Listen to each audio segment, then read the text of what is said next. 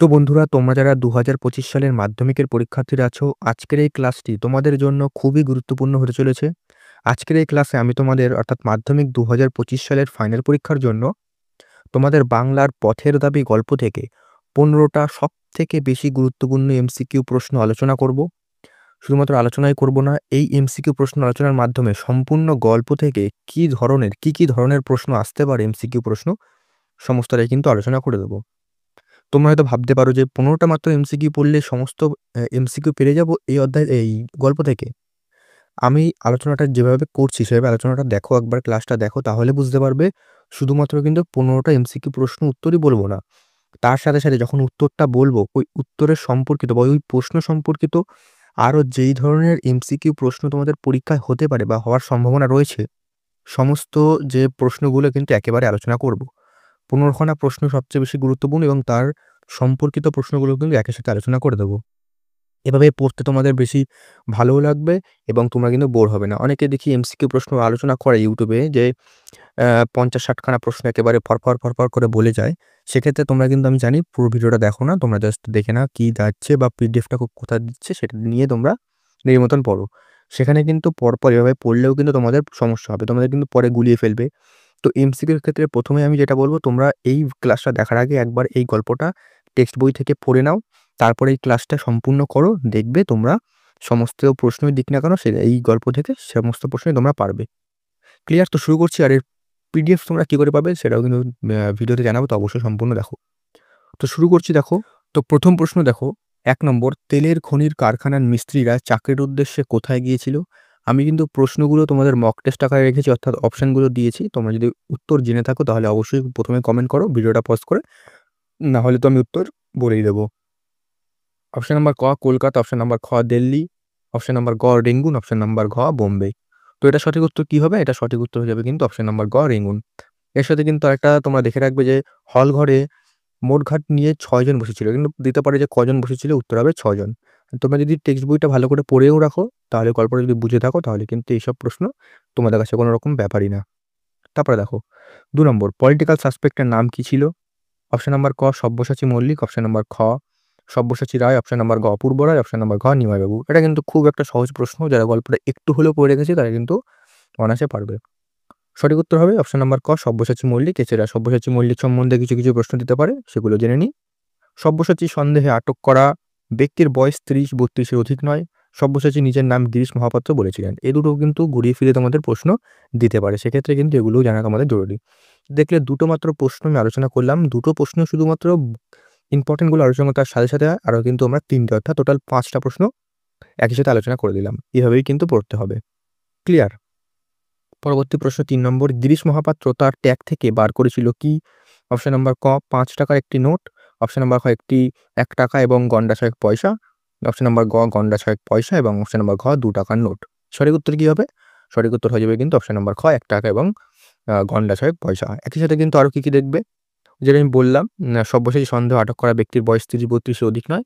এটা আমি আগেও বলেছি, দুবার হয়ে গেছে। যাই হোক, এটা কিন্তু দেখতে পারো, এটা কিন্তু আসবে যে সব্যসাচীর নিজের নাম কি বলেছিল, এটা কিন্তু দেওয়া হতে পারে। সেক্ষেত্রে কিন্তু ভালো করে মনে রাখবে গিরিশ মহাপাত্র বলেছিলেন। ঠিক আছে? পরবর্তী প্রশ্ন ৪ নম্বর, গিরিশ মহাপাত্রের বুক পকেটের রুমাল কোন প্রাণীর অবয়ব ছিল? অপশন নাম্বার ক বাঘ, অপশন নাম্বার খ হরিণ, অপশন নাম্বার গ সিংহ, অপশন নাম্বার ঘ কুমির। এটা সঠিক উত্তর কি হবে? এটা সঠিক উত্তর হয়ে যাবে কিন্তু অপশন নাম্বার ক বাঘ। একই সাথে তোমরা দেখবে গিরিশ মহাপাত্রের পায়ের ফুল মোজা সবুজ রঙের ছিল। দিতে পারে যে কি রঙের ছিল। অপশন দিয়ে দিল লাল, সবুজ, নীল, কালো, এরকম কিছু অপশন দিল। তোমরা কিন্তু তখন সবুজ রংটা টিক করবে।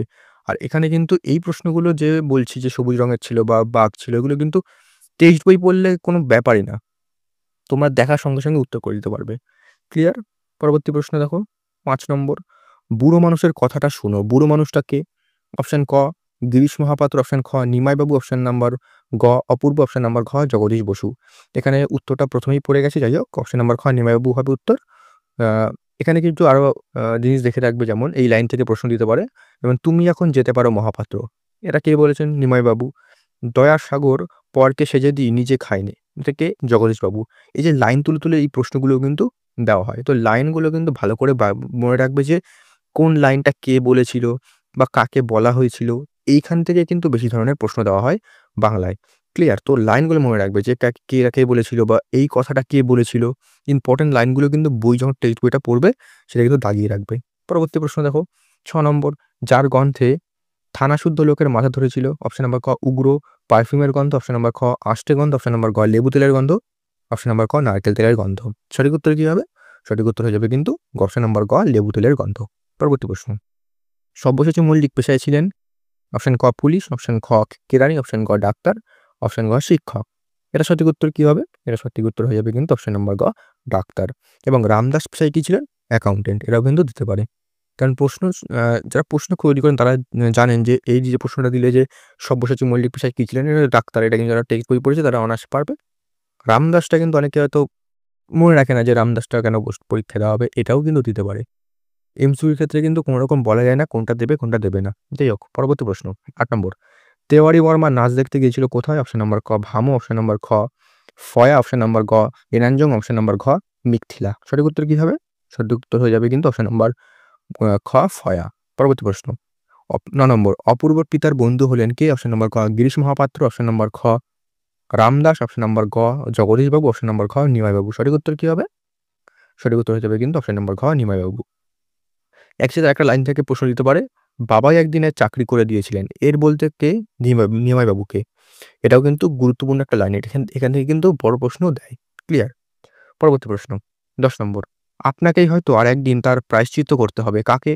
অপশন ক নিমাইবাবুকে, অপশন নাম্বার খ অপূর্বকে, অপশন নাম্বার গ জগদীশবাবুকে, অপশন নাম্বার ঘ গিরিশ মহাপাত্রকে। সঠিক উত্তর কি হবে? সঠিক উত্তর হয়ে যাবে কিন্তু অপশন নাম্বার খ অপূর্বকে। একই সাথে দেখে রাখবে, ফিরিঙ্গি ছড়ারা লাথি মেরে প্ল্যাটফর্ম থেকে অপূর্বকে বার করে দিয়েছিল। প্রশ্ন কিন্তু এই লাইন থেকে দিতে পারেন, তাই আমি দিয়েছি। তারপরে দেখো ১১ নম্বর, আমি কালই বার হয়ে যেতে পারি। অপূর্ব যেতে পারে কোথায়? অপশন ক ভামনগরে, অপশন খ বর্মায়, অপশন নাম্বার গ ম্যান্ডালে, অপশন নাম্বার ঘ এনাঞ্জংয়ে। সঠিক উত্তর কি হবে? সঠিক উত্তর হবে অপশন নাম্বার ক ভামনগরে। একই সাথে দেখবে অপূর্ব রেঙ্গুনে মন টিকছিল না। দিতে পারে যে কার রেঙ্গুনে মন টিকছিল না বা অপূর্ব কোথায় মন টিকছিল না। এই লাইনগুলো থেকে প্রশ্ন হওয়ার সম্ভাবনা রয়েছে, তাই কিন্তু লাইনগুলো আমি দিয়েছি। তারপরে দেখো ১২ নম্বর, আমি বাবু ধর্মভীরু মানুষ। ধর্মভীরু মানুষটিকে? অপশন ক জগদীশবাবু, অপশন নাম্বার খ নিমাইবাবু, অপশন নাম্বার গ গিরিশ মহাপাত্র, অপশন নাম্বার ঘ অপূর্ব। সঠিক উত্তর কি হবে? সঠিক উত্তর হবে অপশন নাম্বার গ গিরিশ মহাপাত্র।